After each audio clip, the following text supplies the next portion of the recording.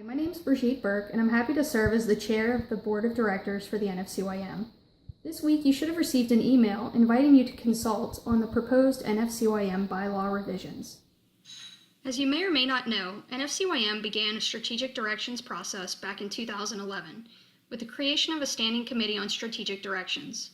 In 2012, the board approved 3 strategic directions. The first on mission, vision, and structure, the second, a national dialogue, and the third, 3 pastoral priorities. The bylaw revisions we're sending to you now are the result of 3 years of work of the first strategic direction on mission, vision, and structure.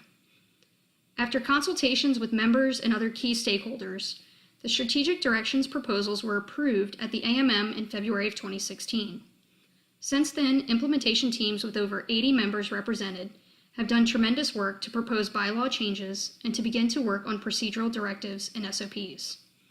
Throughout this process, we've received guidance and advice from the Federation Legal Counsel, especially relating to the nonprofit corporation law of the District of Columbia that impacts issues around membership and voting rights regarding NFCYM's 501c3 federal tax-exempt status. It's pretty safe to say we've done our homework. So what's the difference between a bylaw, a procedural directive, and an SOP? Well, I'm glad you've asked. Most organizations and businesses have several categories for their directives that denote different levels and types of policies and procedures. For the work of the NFCYM strategic directions, the core team has proposed 3 overarching categories or levels.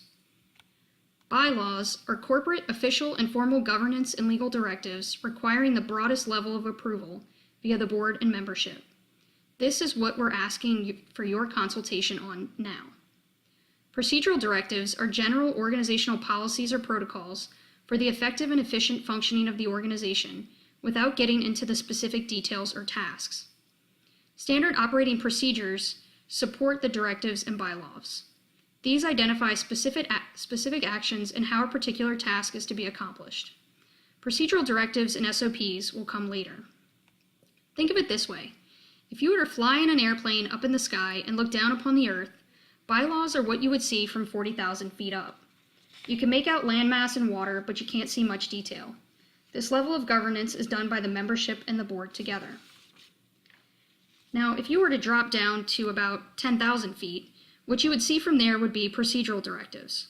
You can probably begin to identify where you are and see large things like neighborhoods and industrial areas, but it's still not very detailed. This level of governance is done by the board. If you drop even lower, to say 5,000 feet, you can make out houses, government buildings, ball fields, lakes, and parks. This is the detailed view of SOPs. This level of governance is developed by the staff and approved by the board. It's good to remember that the bylaws you're reviewing now are only the first official document reflecting the new strategic directions approved by the Federation members in February of 2016. Once the bylaws have been discussed and presented to the membership in February 2017, the implementation teams will begin refining the next 2 categories of policies, the procedural directives and SOPs. So when's all this going to happen? Let's look at the timeline. From now through November 7th, we're asking for consultation with regions and the general membership on the first draft of bylaw proposals. You can read the proposed bylaws and use the SurveyMonkey on nfcym2025.org to send your thoughts back to the core team. Since these are official governance documents, the discernment of the membership during the 2017 AMM will be to either approve or reject the bylaws. Because of this extended consultation process prior to AMM, amendments to the bylaws will not be permitted on the floor at AMM. Now is your opportunity to review and propose changes. On November 8th, consultation will conclude and the core team will begin revising a draft for board approval. On November 14th, the board will review the revisions to the bylaws based on the consultation and approve the bylaw proposals. And then finally, on December 6th, the official bylaws proposals will be sent to members. Now in February at the AMM is when we'll vote on the bylaws and begin discussion on procedural directives and SOPs. Assuming that the bylaws are approved, in March and April, the preparation of implementation strategies and transition plans will occur.